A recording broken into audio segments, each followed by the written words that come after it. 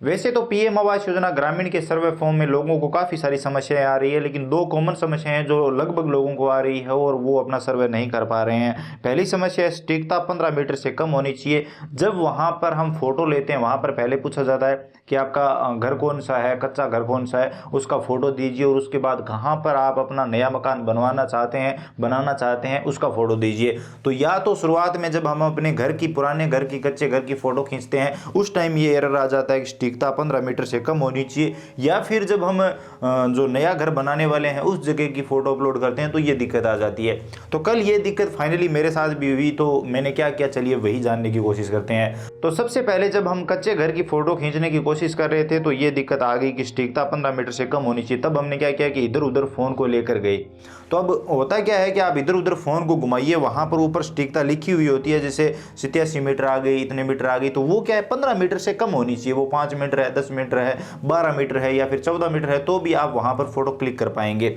लेकिन अगर 15 मीटर से ऊपर चली जाती है तो वहां पर आप फोटो नहीं कर पाते, क्लिक नहीं कर पाते। तो इससे क्या ये पता कैसे चलेगा? आपका फोन का लोकेशन ऑन है और आप इधर उधर घूमेंगे तो वहां पर सटीकता आपको दिखाता रहेगा। तो जैसे मान लीजिए आपका 100 दिखा रहा है तो आपको एक तरफ चलना है, अगर कम हो रहा है तो उस तरफ जाना है, और अगर बढ़ रहा है तो आपको वापस आ जाना है और उस तरफ चलना है। फिर इस तरफ चल के देखना है, जिस तरफ मोबाइल में वो सटीकता कम हो रहा है उस तरफ जाना है।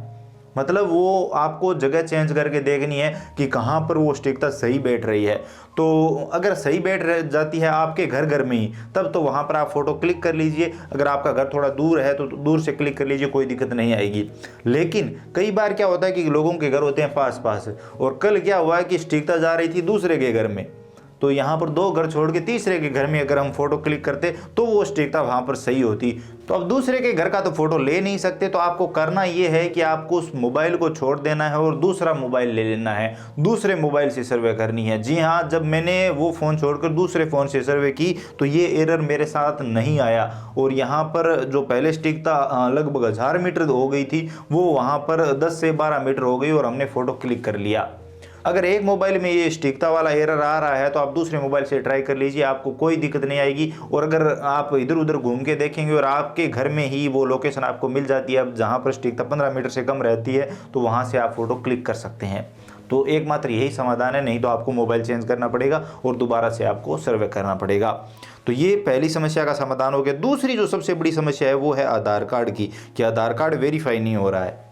तो यहाँ पर इसके पीछे 2 कारण है। पहला कारण तो ये कि मान लीजिए आपके पास अभी जो आधार कार्ड है उसको आपने अपडेट करवा रखा है, ऑनलाइन आप आधार सेंटर पर गए और वहाँ पर अपडेट करवा लिया। जैसे अगर आपने नाम में स्पेस करवा लिया या फिर स्पेस था तो उसे हटवा लिया, या फिर आपने नाम की मीनिंग में, स्पेलिंग में कुछ चेंज करवा लिया, और पुराना जो आपके पास प्रिंट हुआ आधार कार्ड है वही है, आपने ऑनलाइन अपडेट करवा लिया, नया आधार कार्ड आया नहीं और आपके पास पुराना वाला है वही चल रहा है। तो अब पुराने वाले के अकॉर्डिंग आप अपनी डिटेल डालोगे, वहाँ पर नाम वगैरह डालोगे, तो वो जो आपने नया अपडेट करवाया है उसमें वो डेटा मैच नहीं करेगा। आप आधार नंबर दर्ज करके और आप पुराने वाले आधार कार्ड का नाम डाल देंगे और नए वाले आधार कार्ड में आपने कुछ और करवा रखा है, ऑनलाइन आपने कुछ और करवा रखा है, तो वो डेटा मैच नहीं करेगा। मैच नहीं करेगा तो आपका आधार कार्ड वेरीफाई नहीं होगा। तो इस समस्या का समाधान तो यही है कि आप ऑनलाइन आधार कार्ड को डाउनलोड करें। आप ऑनलाइन डाउनलोड करके और वहाँ पर एग्जैक्ट नाम देखें और वही नाम आप वहाँ पर दर्ज करें तो आधार कार्ड वेरीफाई हो जाएगा। लेकिन कल ये भी हुआ कि आधार कार्ड मैंने 3-4 सदस्यों के, तीनों चारों के डाउनलोड करके देख लिए, उसके बावजूद आधार कार्ड वेरीफाई नहीं हो पा रहे थे।